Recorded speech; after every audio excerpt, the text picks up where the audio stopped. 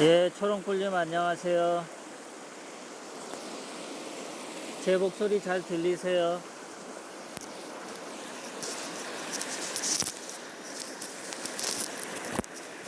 초롱꿀님 제 목소리 잘 들리세요?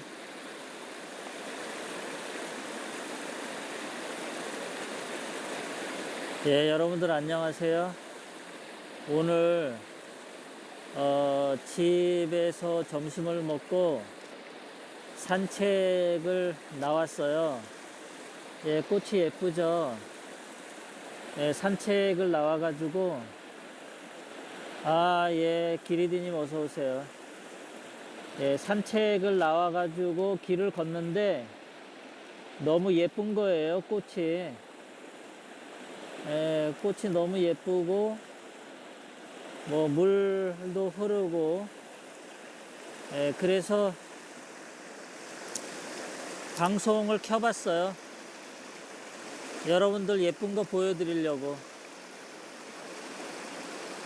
예, 기리디님 건강하시죠? 예. 이제 여기는 기리디님 같이 예뻐요. 예. 그래서 제가 거의 산책하는 코스 중에 여기가 해당이 돼요. 그래서 여기로 쭉 내려오고, 대개는 여기 계단으로 올라가요. 이렇게 계단으로 이렇게 올라가서 저기 올라가는 아저씨처럼 저렇게 올라가죠.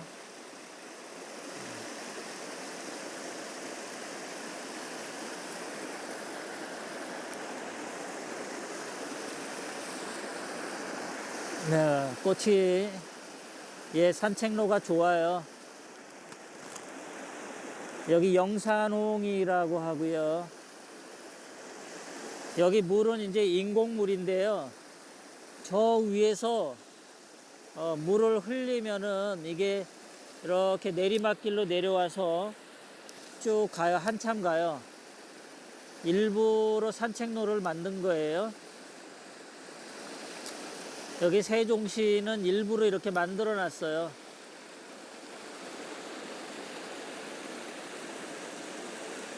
예.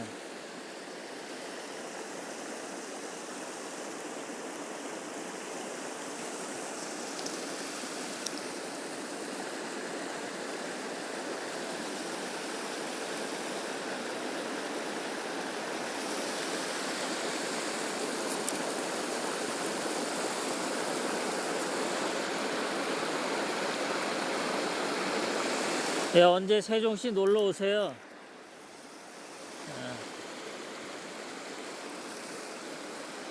언제 한번 놀러 오시면, 예, 여기 멋있는데 이렇게 사진 찍으셔도 돼요.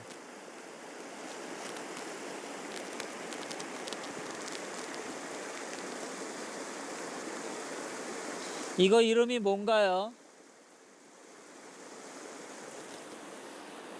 이거 이름 아시는 분?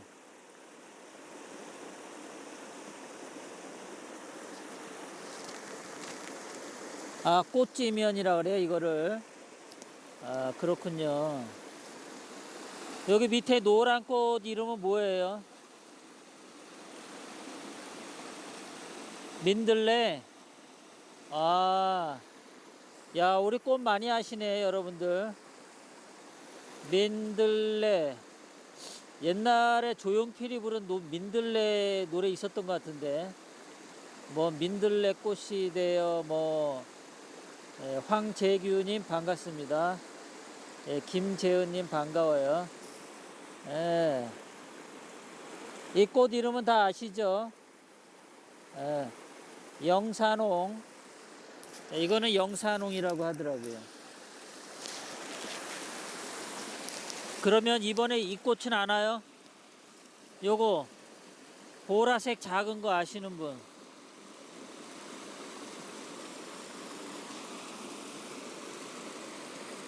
요거 요 꽃 이름 아시는 분?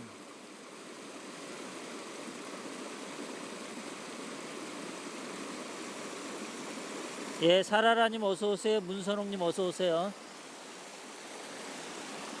요 조그만 요게 이거 침낭화 아닌가요? 예, 침낭화 새끼 조그만 게. 예.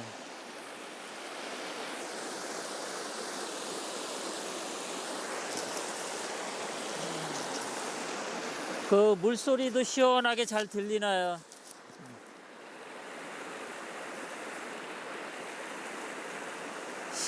새끼꽃? 침낭화라고 하는, 물소리 잘 들리시는구나.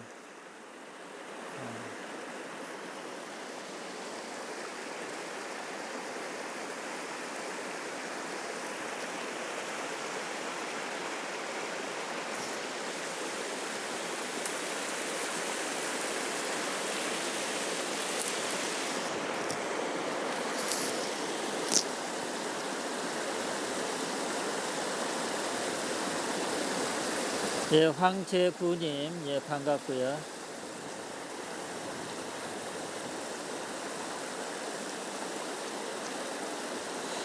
제가 요즘에 예, 혜태마님 어서 오세요. 그 노래를 배우는데, 그 노래가 뭐냐면은 그 보약 같은 친구 노래, 보약 같은 친구 노래를 잘 부르려고 막 하거든요. 예. 아침에 눈을 뜨면 뭐 제일 생각나는 친구야 뭐. 그래서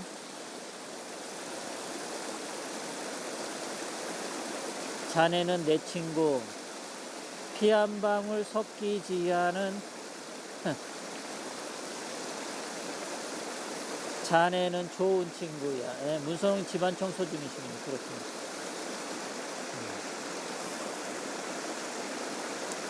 태마님 일하시는군요. 예, 건강하게 일 잘하시고요. 예, 돈 많이 버시기 바랍니다.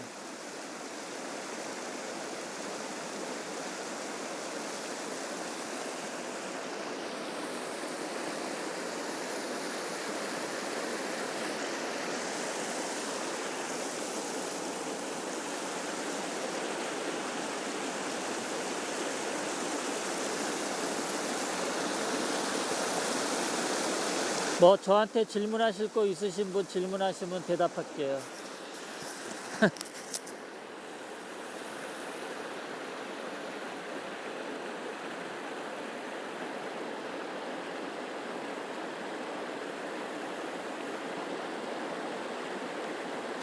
네, 여러분들이 마음에 들어 하시니까 감사합니다.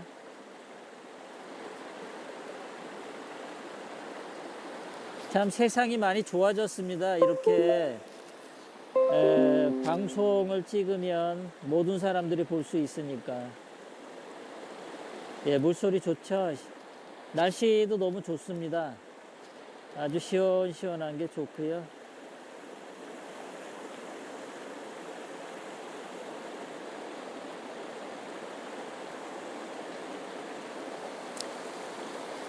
식사들은 다 하셨죠?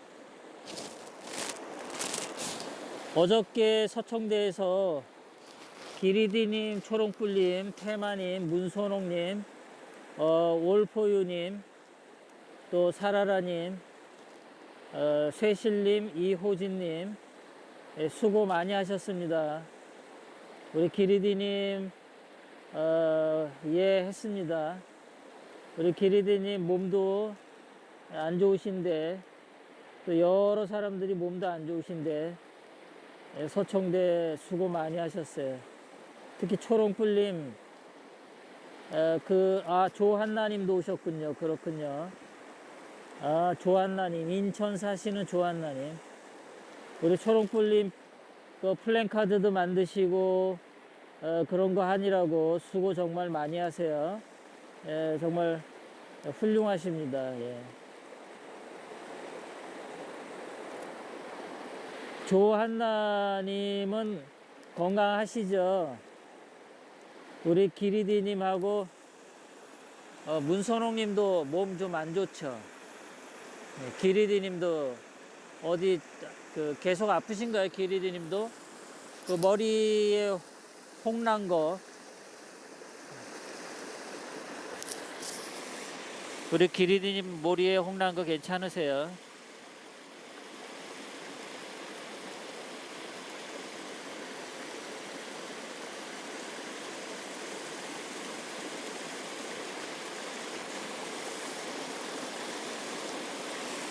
언제 한번 해바라기 밴드분들 한번 오세요. 여기 예쁜데 보여드릴 거예요. 아, 기리디 언니는 마음이 비단길이에요. 아, 그러시구나. 네.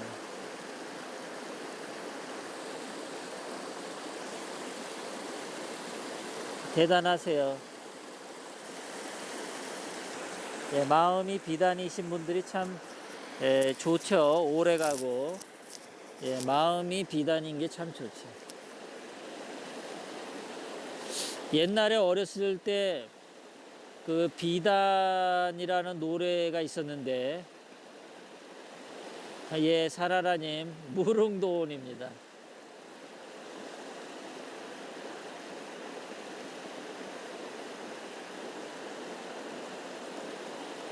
사라라님 여기 너무 예뻐 보이죠?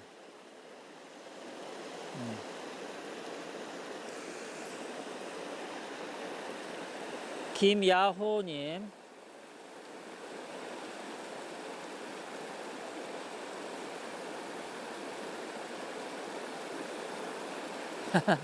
김야호님, 아, 허경영이요? 뭐, 허경영도, 기리디님, 그렇죠. 꽃이 지면,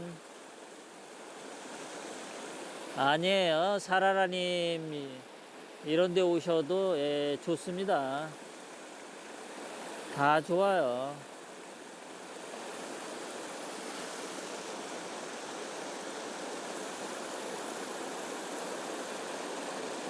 우리 사라라님이 여기 오시면은 뭐 더 멋있죠. 운치 있고.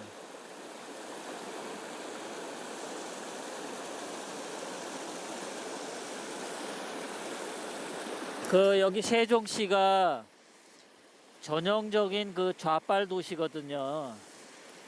근데 여기 세종시가요 많이 바뀌었어요. 문재인 때문에. 문재인이가 하도 정치를 못하고 지금 개판을 내놨어. 그리고 여기 세종시가 박근혜 대통령님 때는 70% 대출을 해줬는데 지금 문재인이 돼서 40%밖에 대출을 안 해줘요. 그러니까 사람들이 예전에는 이제 예를 들어서 3천만 원만 있으면 집을 샀었는데 이제는 6천만 원이 있어야 집을 사요. 그러니까 현금이 그만큼 없잖아요. 그러니까 집 살 사람들이 없으니까 집을 내놔도 집이 잘 안 팔려요. 지금 세종시 전체적으로 집 매매가 잘 안 돼요. 뭐 전세나 월세 같은 건 좀 되는데 매매가 잘 안 돼. 그래서 그러다 보니까 상가도 잘 안 돼요. 그래서 비어 있는 상가가 많습니다. 그래서 이 세종시 사는 사람들이 문재인이를 굉장히 안 좋아해요. 여기 세종시에 사는 민노총 소속이 있는데 지난번 데모하러 왔더라고요. 그래서 문재인 어떻게 생각하냐 그랬더니 민노총 옷 입고 데모하던 사람들이 문재인 안 좋아한대요. 문재인이 워낙 개판을 쳐놔가지고 그 사람들이 문재인을 싫어하는 이유 중에 하나가 비정규직을 정규직으로 만들어내서 처음에는 좋아했대요.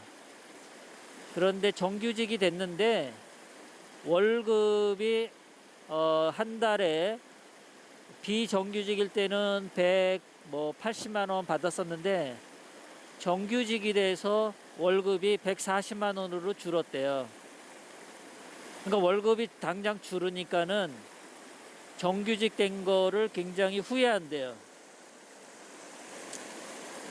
그 비정규직일 때 돈을 더 많이 받았는데, 그리고 일하는 것도 비정규직일 때는 조금 일하고 갔는데 일을 더 많이 하게 됐대요. 그러니까 정규직이 돼서 근로 시간 늘어났지, 월급 줄어들었지. 그래서 이 사람들이 굉장히 문재인을 싫어하더라고요. 그래서 지금 만약에 투표를 한다 그러면 문재인은 많은 점수를 못 얻죠. 그리고 이 그 세종시는 저기 위에 보이면은 저기 초등학생이거든요. 저 위에 올라가는 애가. 그러니까 초등학생, 중학생, 이 어린 아이들이 여기 많이 살아요. 그러니까 젊은 세대가 많아요. 세종시는.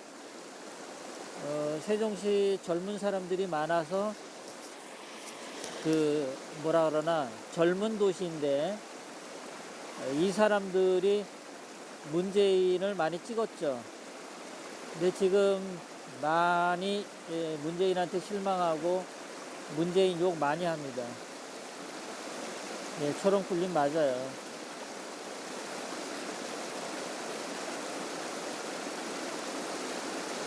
황재규님, 그럴 수 있어요. 기리디님 맞습니다. 국민이 더 알아야 되는데 아직도 또 막상 투표하면 한국당 안 찍고 뭐 더불어민주당 찍는 사람들 많을 거예요. 아직도. 그러니까 사람들이 평상시에는 뭐 문재인이 못한다 뭐 막 이러다가도 투표 때 되면은 민주당 찍는 게 문제죠.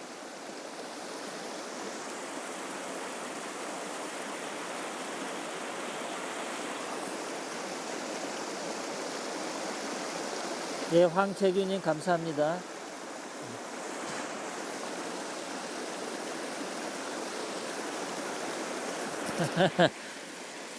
여기 수박 사드릴게요.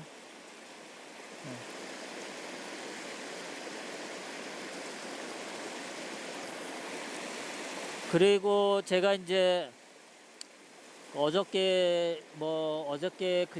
그저께는 아니고 그저께 하여간 지난주에 이은주에 대해서 제가 좀 얘기를 했었는데요.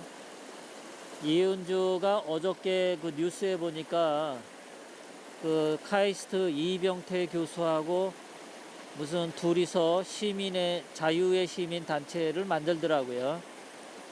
그런데 저는 이병태는 정규제하고 같이 봐야 되거든요. 그래서 이현주하고 이병태가 둘이서 뭐 자유의 시민 단체를 만든다고 하는데 저는 그거 별로 그래서 좋게 안 봐요.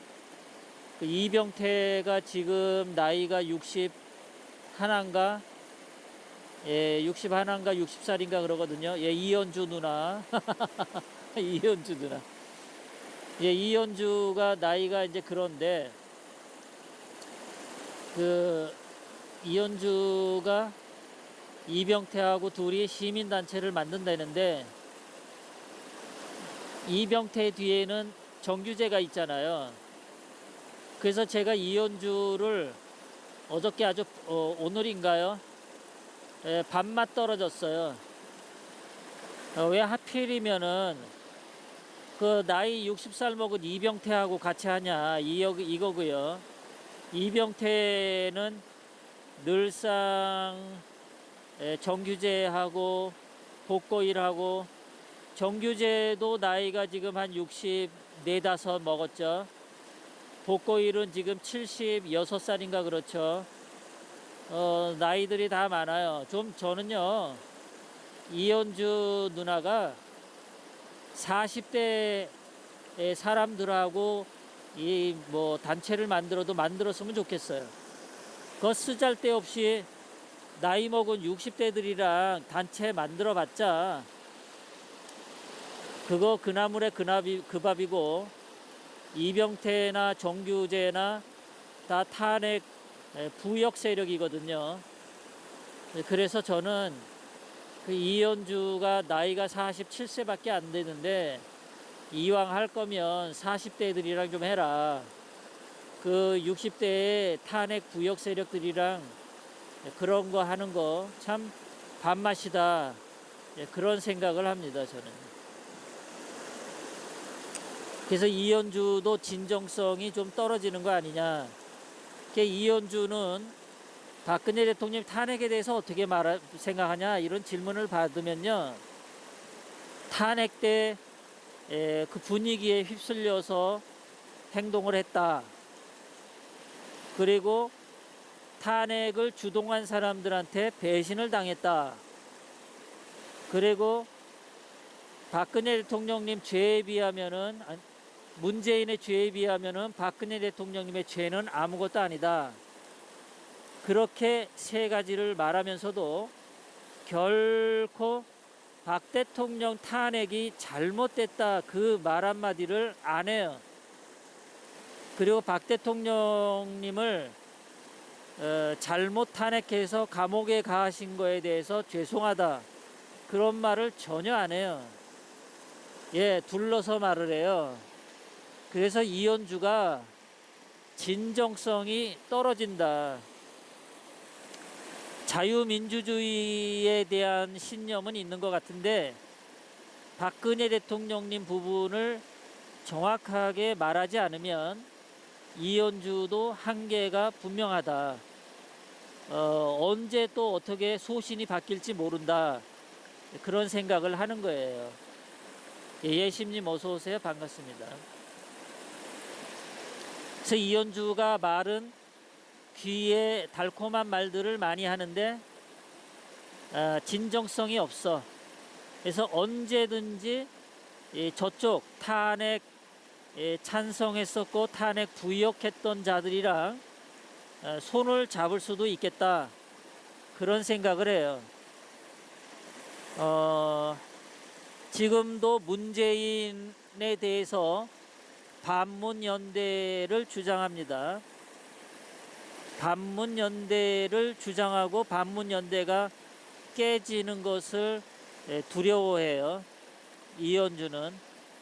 그래서 이현주 하는 말을 잘 들으면 그 탄핵 세력에게 배신당했다라는 말이 키포인트인데, 배신당했다 그러면 저쪽에서 다시 안아주면은 거기로 다시 가겠다 그런 말처럼 들려요. 자기는 탄핵 세력을 믿었는데 탄핵 세력이 자기를 배신했다 이런 말이잖아요. 그래서 이현주의 속셈은 언제든지 탄핵 찬성 세력과 손을 잡을 수 있는 여자다라고 제가 결론을 내렸어요. 이현주는 문재인하고 비판하고 하는데 그것이 확실하게 소신에 차서 문재인을 반대하는 게 아니고 자기에게 유리한 뭔가를 주면은, 뭐 좋은 자리를 준다든가 어떤 권력의 한 자리를 주면은 이현주는 그쪽에 손을 다시 잡을 수도 있는 가능성이 굉장히 많아요. 그러니까 자기의 선이 무엇인가를 확실히 정하지 않았어요. 그러니까 탄핵 찬성 세력에서 탄핵을 반대하고 탄핵은 잘못됐다 라고 하는 진영으로 옮겨와야 되는데 확실하게 옮겨오지 않았어요. 그래서 황재균님 맞습니다.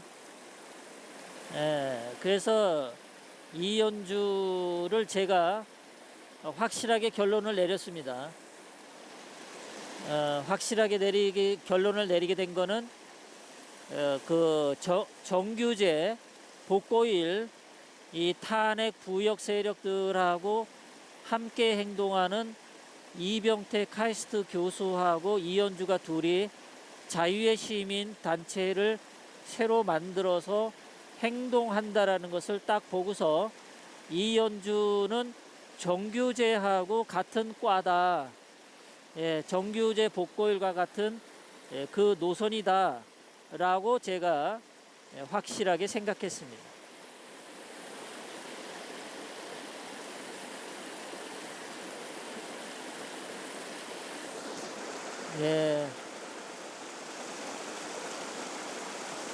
예심님 맞아요. 이현주는 아니에요.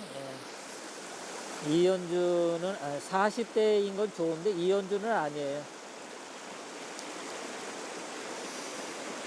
지금 우리 애국 우파에서 확실하게 정말 박근혜 대통령님을 생각하고 박근혜 대통령님의 진실을 말하면서 탄핵 반대한 국회의원 중에 40대 국회의원이 이현주 같은 사람이 나오면 좋겠어요.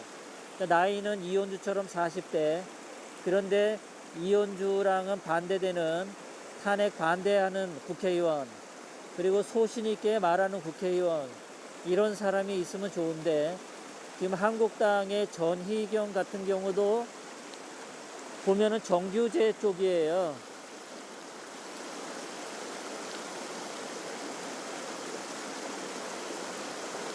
기리리님 그런 것 같아요.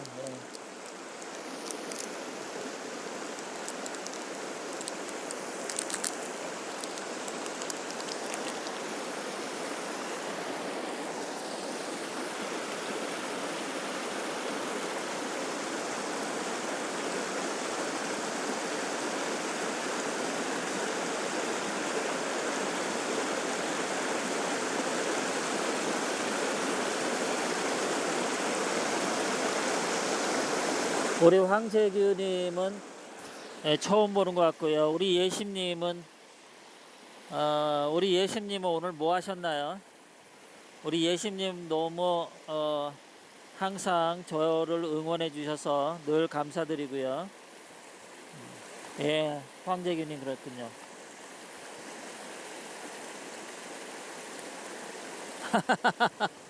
우리 사라라님 시를 너무 잘 지어주셨네요. 이현주는 김무성 언저리에서 문재인 반대하는 주 노리개 정도. 우리 예신님 목사님이세요? 목사님 반갑습니다. 우리 목사님 정말 반가워요. 목회하시느라고 고생이 많으십니다. 참 목회하는 게 참 힘들어요. 그죠? 로즈마리님 어서오세요. 로즈마리님 휴일 지금 영산홍을 보고 게을모를 찍으면서 여러분들과 소통하면서 일요일 보내고 있습니다.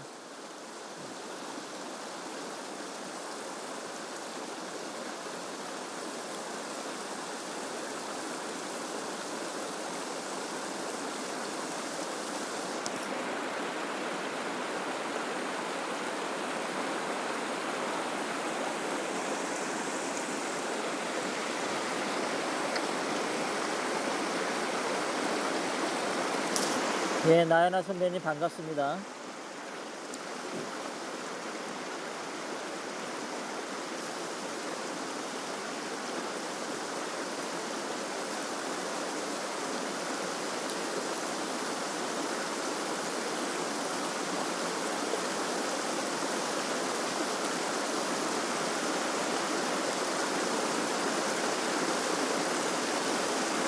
예전에 제가 학생들을 가르칠 때요. 그런 학생이 있었어요. 고등학교에 들어갔는데, 처음에는 그 고등학교 들어가면은 외국 유학 준비반이 있어서 준비해 준다고 했었거든요.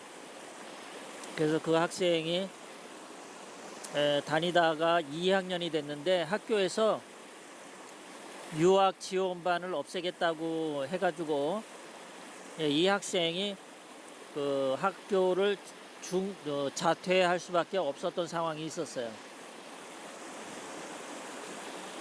지금 그 학생이 이제 인생에서 제일 힘들잖아요. 고등학교 때 자퇴를 할 수밖에 없는 게. 근데 그 학생은 굉장히 똑똑한 학생이었거든요.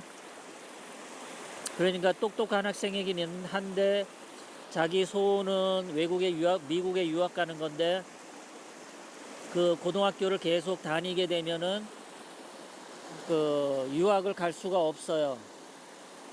포기해야 돼요. 한국 대학교로 가야 돼요. 그래서 이 학생이 이제 자퇴하고서 이제 저를 찾으러 왔어요. 원래 그 학생은 제가 중학교 때도 가르쳤던 학생이긴 하지만, 예, 그래서 그 학생을 다룰 때 보면은 이 학생이 이제 스트레스가 받잖아요. 학교를 중퇴했으니까 친구들은 전부 정기적으로 학교를 다니는데 혼자 이제 집에서 저한테 학원에 와서 공부를 해야 되니까 정말 자기가 공부를 혼자 해서 미국 유학을 갈 수 있을까 의심도 들고 두려움이 많이 앞섰거든요. 그러니까 이 학생을 가르치는데 거의 매일 이렇게 가르치다 보면 아침 이제 9시 반부터 수업을 하는데요. 학생이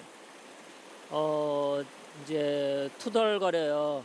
스트레스 받으니까 너무 힘들어서. 예쁘죠, 기린이. 그러면 이 학생이 막 오면은 제가 그 학생 이제 앉혀놓고 잠시 이제 그 카페 가서 그 학생이 좋아하는 게 캐러멜 마끼아또를 좋아했어요. 그래서 그 학생이 좋아하는 캐러멜 마끼아또를 사가지고 그 학생을 줬어요. 그럼 그 학생이 이제 그 캐러멜 마끼아또를 먹으면서 2시간 반 동안 이제 수업을 해요. 그런 식으로 학생의 기분을 이제 좋게 해줘서 공부를 가르쳤죠. 그렇게 하루하루 정말 그 하는데 그 학생의 그 영혼이 너무 안 된 거죠. 어린 나이에 그 남들이 잘 다니는 정규 학교를 중퇴할 수밖에 없는, 그것도 본인이 선택이 아니라 학교가 입학할 때 약속했던 외국 유학 지원반, 이것을 학교가 배신을 한 거거든요. 거짓말 한 거죠. 그러니까 이 학생이 얼마나 분노에 찼겠어요.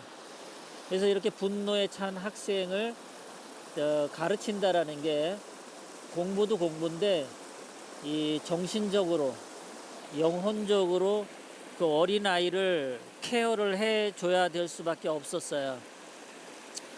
그래서 아침마다 아이가 좋아하는 음료수 사다가 카페에서 사다가 주면서 달래고 공부를 가르쳤어요.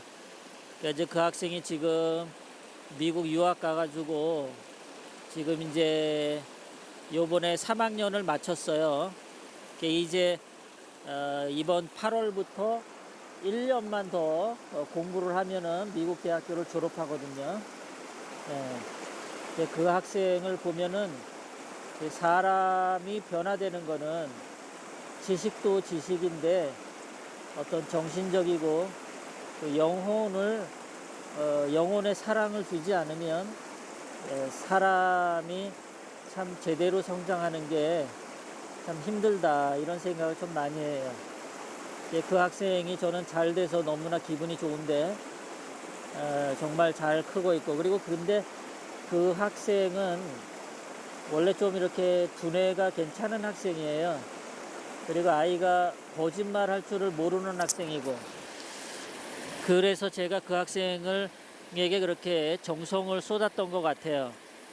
만약에 아이가 머리도 그렇게 좋지 않고 또 거짓말이나 살살하고 이랬으면 제가 그 학생을 중도에 포기했을 텐데, 생각을 해보세요. 아침에 수업이 9시인데 얘가 맨날 9시 반에 와요, 늦게.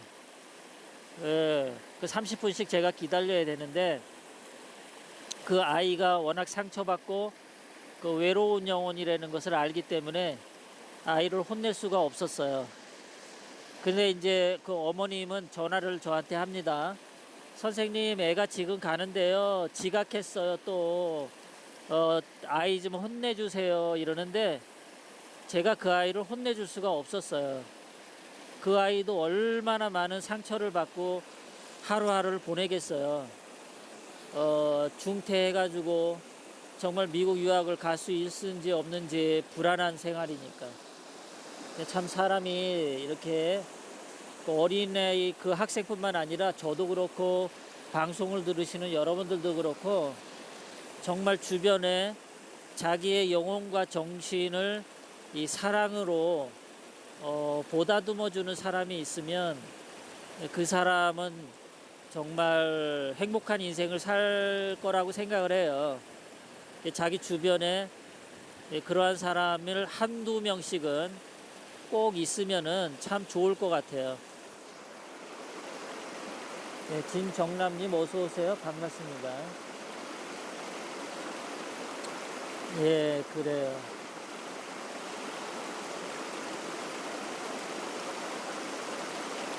예, 그 사람이 정말 필요해요. 이 지식 가지고는 사람이 못 살아요. 예, 반드시 이 충분한 사랑으로 상대방을 적셔 주어야만 그 아이든 어른이든 제대로 영혼이 꽃핀다라고 생각을 해요. 근데 그런 사랑을 못 받는 사람은 좀 인생 사는 게 힘들 수가 있죠. 그리고 이제 제가 뭐 우리 박근혜 대통령님 일기 말씀 이렇게 하면서 깨달은 거는, 우리 박근혜 대통령님은 늘 이 물이 흘러내리는 것 같은 그런 인생을 살으라고 하시죠. 위에서 아래로 흐르듯이. 그런데 가끔 우리가 이제 제가 많이 살지는 않았지만 지금까지 느낀 걸 보면은 이 물이 위에서 아래로 내려와서 이 아래에 있는 땅이 물을 받아들여야 되는 거죠. 그런데 어떤 사람들은요, 그 아래에 있으면서 왜 물을 빨리 안 내려주는 거야 하고 투덜대는 사람들이 있어요. 그냥 가만히 있으면 위에서 아래로 물이 흘러내리거든요. 그러면 기다리면서 자연스럽게 흘러내려오는 물을 받아들이면 돼요. 근데 그러지 못하는 사람들이 참 많아요. 억지로 받아먹으려고 하고.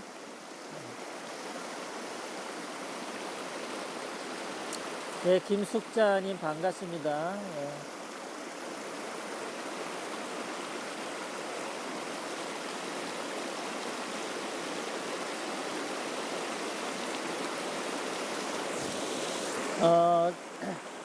제가 1시간까지만 이 영상 촬영하고 끊도록 할게요. 예, 기리디님 그렇습니다. 그리고 이제 위에서 물을 흘려 내려줄 때는 보상을 바라지 말고 그냥 물을 흘려 내려보내줘야 돼요. 그러니까 위에서 물이 내려가는데 내가 물 흘려줬으니까 네가 밑에서 나한테 고마워해야 돼 이런 거를 강요하거나 요구하게 되면 윗물이 불평을 하게 되겠죠. 그러니까 윗물은 윗물대로 주면서도 아무 말을 하지 않는 거고, 아랫물은 아랫물대로 받아들이면서 불평하지 않는 거. 그런 식으로 윗물 아랫물이 자연스럽게 행동을 하면은 이 세상이 얼마나 아름답겠습니까? 그런데 그러한 자연스러움이 없고 억지로 하려고 그러죠. 내가 물 흘려줬으니까 나한테 보상 안 하면 너 나빠 뭐 이런 데든가. 예, 기리비님 그래요. 그래서 자기가 은덕을 베풀었을 때 그 대가를, 그 보상을 요구하면은 참 큰일 나요. 예, 제가 느낀 게 그렇습니다. 예, 줬던 거 몇 배로 원한을 살 수가 있어요.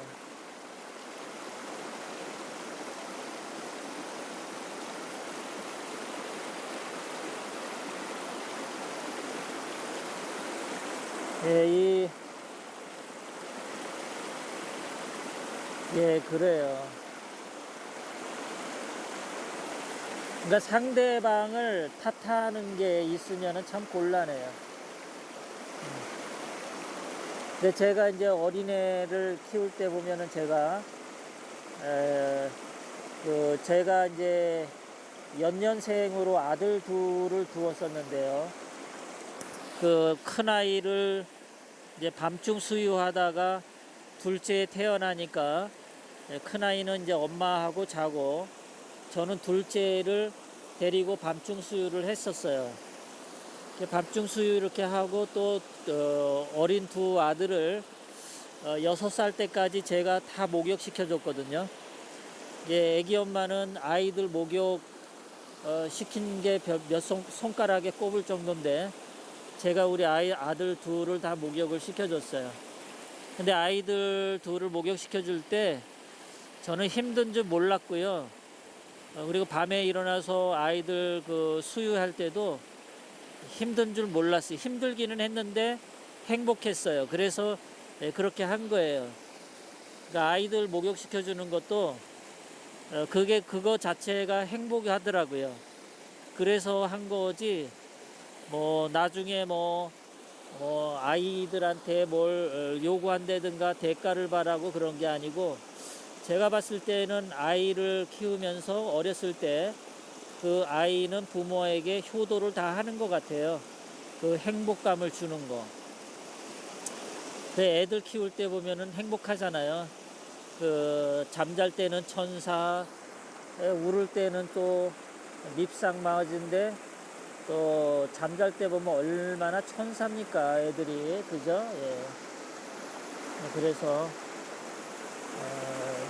그리고 이제 우리 황재규님이 이제 교회 말씀을 하시는데, 제가 볼 때는 그래요. 요즘에 교회를 이제 하게 하시는 분들이 고충이 뭐냐면 이 돈이 많이 들어요. 교회 운영하는데. 그러니까 예전에 한국의 그 70년대, 80년대, 그러니까 서울의 그 사랑의 교회 옥하는 목사님 교회 시작 강남에서 할 때 80년대나, 또는 조용기 목사가 순복음 교회를 1970년대 여의도에서 할 때 천막 가지고 할 때죠. 그 당시는 천막 치고 교회를 할 수가 있었어요. 그래도 가능했어요. 그러니까 돈이 그렇게 많이 안 들어. 그런데 요즘은 천막 치면은요, 사람이 안 와요. 다들 사는 수준이 높아져서, 생활 수준이 높아져서 적어도 상가 건물을 얻어서 교회를 하거나, 또는 상가 건물이나 비어있는 강의실을 빌려서 써야 되거든요. 그러다 보니까 기본적으로 돈이 들어가요. 그래서 이 목회하시는 분들이 힘듭니다. 그게. 그러니까 이 교인분들 한 사람 한 사람을 영혼을 보살피는 것도 쉽지 않은데, 이 사람의 영혼을 다룬다라는 게요, 정말 힘들 거거든요. 그런데다가 이 경제적인 것도 신경 써야 되니까 요즘은 목회가 참 쉽지가 않습니다. 그 목회를 그래도 하루하루 잘 해나가시는 분들은 정말 훌륭한 분들이죠. 뭐 대형 교회는 그건 뭐 말할 것도 없고요. 대형 교회는요, 거기는 좀 달라요. 그러니까 제가 말하는 일반 교회는 좀 작은데 동네에 있는 그런 중간이나 작은 교회들 말한 거고요.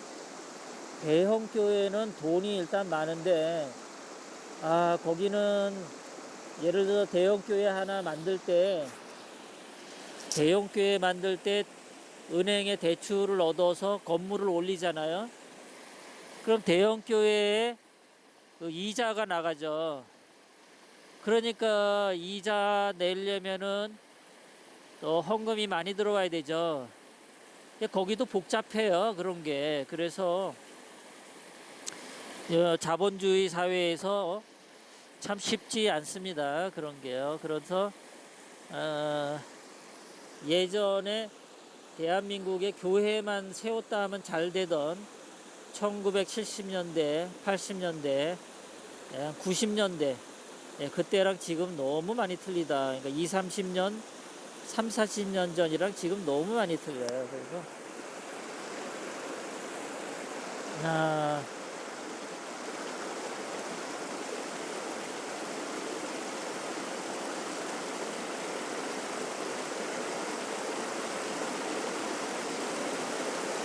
예, 황재균님 그래요. 그런 거 있어요. 맞아요. 예, 그래서 성경에 그렇게 나와 있잖아요. 예수님이 너희 속에 하나님을 천국을 본 자가 있다라는 말이 있잖아요. 그러니까 참 어려운 거예요. 예, 종교는 참 힘듭니다. 얘기하기가 한마디로. 지난번에 그 김정민 박사라는 사람이 교회에 대해서 얘기를 하는데, 김정민은 이 교회에 대해서 잘 모르고 교회를 비판하더라고요. 예, 그래서 언제 한번 김정민이 교회에 대해서 얘기하는 거를 비판할까 했었거든요. 근데 같은 우파끼리 또 총질하는 것 같아서 안 하는데, 김정민은 교회에 대해서 반만 알고 반은 모른다. 예, 그런 생각이 들어요.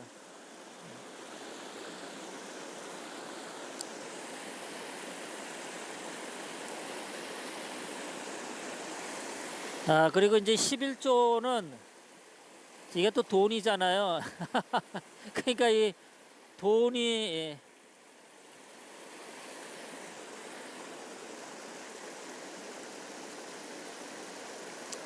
정은하님, 예, 이 방송 이거 오늘 지금 이거 실방송하는 거 끝나면 요 동영상 밑에 댓글로 정은하님 그거 링크 좀 올려주세요.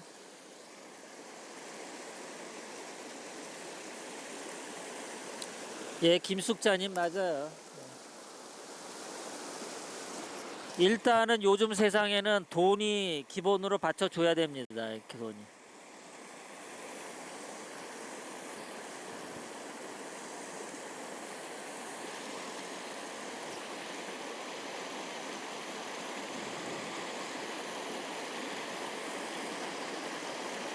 저는 예전에 미국서 이제 무슨 이제 주식 투자도 한 적이 있어요. 미국서. 그때 애플 주식으로 콜 옵션이라고 있어요. 그 옵션 거래를 했었는데 하루 만에 5천만 원 번 적이 있어요. 콜 옵션으로. 그랬는데 하루 만에 5천만 원 벌었는데 그 뒤에 1억 원을 까먹었어요. 다시. 예, 그래가지고 제가 깨달은 게 있죠. 돈이라는 게 그렇구나. 예. 그래서 제가 미국에서 주식을 하고 경제 공부를 그때 좀 했죠. 예, 경제 공부도 하고 남는 시간에 책도 보고 했었는데요. 하여간 제가 여러분들에게 늘 말씀드리지만은 반도체, 그러니까 세상에 무슨 신기술 나오고 뭐 경제가 좋아졌다, 뭐 어떤 회사가 돈을 많이 벌었다 그러면요, 그 신기술 관련해서 반도체랑 관련이 있나 없나 그것만 생각하세요. 그래서 이것도 결론은 반도체구나 싶으면 이 반도체에 여러분들이 그걸 하세요. 예, 그러면 여러분들이 이렇게 느긋하게 하루하루 생활하시면서도 나중에 10년, 20년 뒤에 금전적으로 어렵지 않은 생활을 하실 겁니다. 그래서 제가 여러분들에게 나중에 이제 그 반도체 관련해서 동영상도 하나 특집으로 찍어서 올릴게요. 그때 여러분들 그러니까 반도체로 노후를 물질적으로 축복받는 그런 생활 하시기 바랍니다. 저는 돈의 개념이 많이 깨졌어요. 그러니까 예를 들어서 어떤 사람에게 뭐 그 보통 사람이 생각하는 돈의 개념으로 살지 않아요. 저는요. 돈에 대해서 아둥바둥하면서 살지 않는데요. 그러니까 돈이 많아서라기보다 제가 이제 그 반도체 이런 거에 대해서 확신이 있다가 보니까 10년 뒤, 20년 뒤에는 확실히 내가 좋아지겠구나. 그런 마음으로 느긋하게 삽니다. 지금 당장은 막 돈 때문에 애걸복걸하고 그렇게 안 살아요. 없으면 없는 대로 그냥 살고 있으면 있는 대로. 그래서 여러분들에게 방송을 할 때도 제가 막 그렇게 안 하는데 여러분들 하여간 모든 분들이 저랑 방송을 통해서 저랑 인연을 맺으신 분들은 정말 애국자이시고 훌륭하신 분들인데 나중에 다 노후를 물질적인 축복과 함께 옛날에 박근혜 대통령을 위해서 애국을 했었지, 그래서 우리가 이렇게 복 받은 거야, 이런 생각하면서 노후를 물질적인 풍요와 함께 사시기를 저는 바래요. 그래서 제가 그렇게 만들어 드리겠습니다.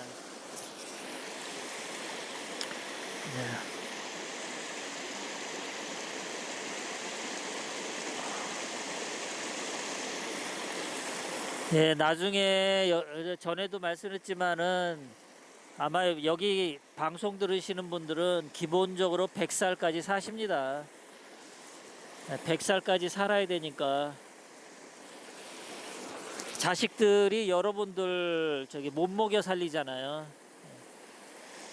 그래 문재인이가 하는 꼬라지 보면은 이 국민연금 가지고 이거 오래 못 하거든요.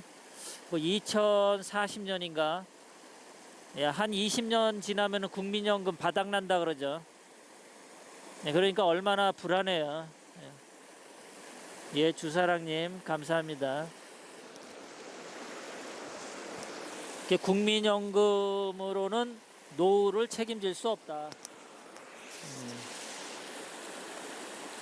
림마 BK님 반갑습니다.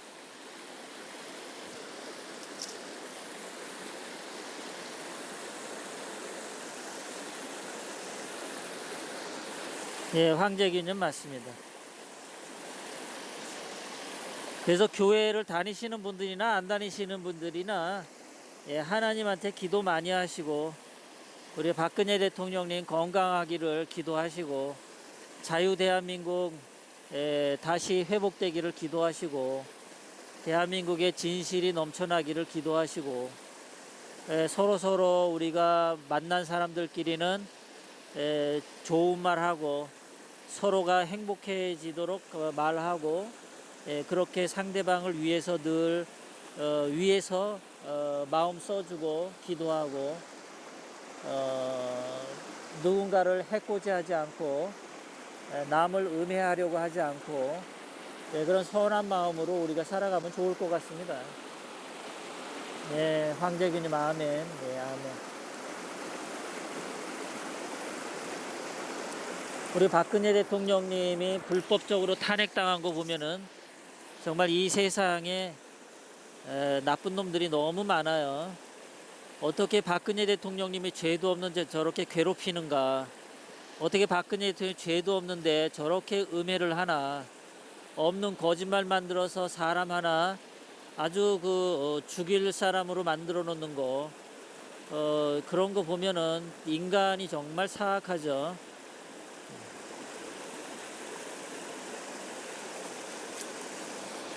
정말 인간이 사악한 인간들이 정말 많습니다. 그래서 이번에 박근혜 대통령님이 잘 회복이 되셔서 석방되시고 청와대 복귀하는 그러한 날이 오게 되면 아마 지금까지 있었던 대한민국의 이 모든 악한 행동들이 다 깨끗하게 소멸되는 그러한 기적도 생기지 않을까 그렇게 생각을 해요. 우리가 예전에는 박 대통령님이 청와대 계시고 이렇게 감옥에 가시기 전에는 대한민국 사람들이 이렇게 썩었는지 몰랐거든요. 판검사가 이렇게 썩었는지 몰랐고 대학교 교수들 지식인들이 이렇게 썩었는지 몰랐고 방송인들이 이렇게 썩었는지 몰랐고 판검사 뭐 국회의원 공무원들 이렇게 썩었는지 몰랐는데 우리가 이제 알게 됐죠. 박근혜 대통령님의 저 고통 때문에 그 덕분에 우리가 알게 됐는데 이런 것들을 고칠 수도 있겠다. 이제는 그것을 알니까 그런 생각도 들어요. 그러니까 고통을 줬지만 고통 속에서 대한민국을 새롭게 치유할 수 있는 그 열쇠, 방법, 무엇이 문제인지 그 진상도 알게 되어서 이거를 좋은 기회로 해서 자유 대한민국이 정상적으로만 다시 한번 회복된다면 대한민국은 한 1000년간은 전 세계에서 도덕적으로 가장 깨끗한 그런 대한민국으로 다시 탄생하지 않을까 그런 생각을 합니다. 저는요.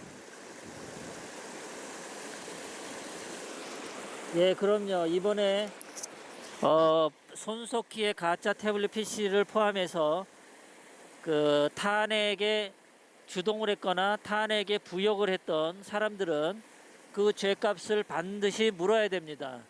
이것은 분명히 헌법을 파괴한 행동이기 때문에 현행 헌법을 어긋낸 범법자들이기 때문에 현행 법률에 의해서 분명하게 처벌을 해야 된다고 생각을 합니다. 그것을 처벌하지 않고 그냥 용서를 하면요 절대 안 되고 국가와 국민을 상대로 거짓말했던 자들은 반드시 그 법적인 처벌을 물어야 된다고 생각해요. 그리고 새로운 자유대한민국 헌법이 만들어질 때는 헌법 제1조 1항에 국가와 국민을 상대로 거짓말한 자는 그 씨를 말린다, 다 죽여버린다 이런 문구를 꼭 넣어야 돼요. 지금 미국도 트럼프 대통령에 대해서 미국의 좌파 민주당들이 그 러시아와의 무슨 스캔들로 트럼프 대통령 온갖 거짓말로 공격했잖아요. 그러니까 미국도 그렇고 한국도 그렇고 이 국가와 국민을 상대로 거짓말하는 자들, 이 자들이 사탄이고 마귀죠. 이 사탄들과 마귀들은 분명히 처벌해야 하는 거죠. 그것이 또 하나님의 뜻이기도 하고요.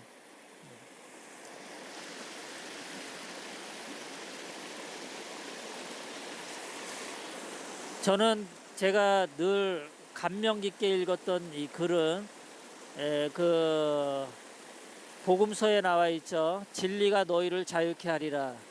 근데 그 단어의 앞뒤를 바꾸면 자유케 하는 것이 진리다 이렇게 되죠.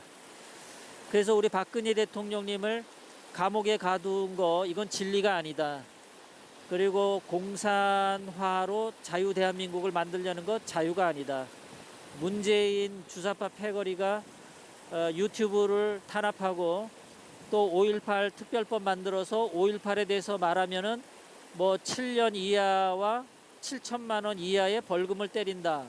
이런 것들, 공수처 이런 것들이 다 대한민국의 자유를 없애는 거죠. 그래서 자유를 없애는 건 진리가 아니다. 사람을 자유롭게 하는 것, 그것이 바로 진리다. 저는 그렇게 생각합니다. 예, 제키님 반갑습니다. 자, 이제 30초가 지나면 1시간이 다 돼가네요. 예, 1시간이 되면은 여러분들과 작별의 인사를 나누도록 하겠습니다.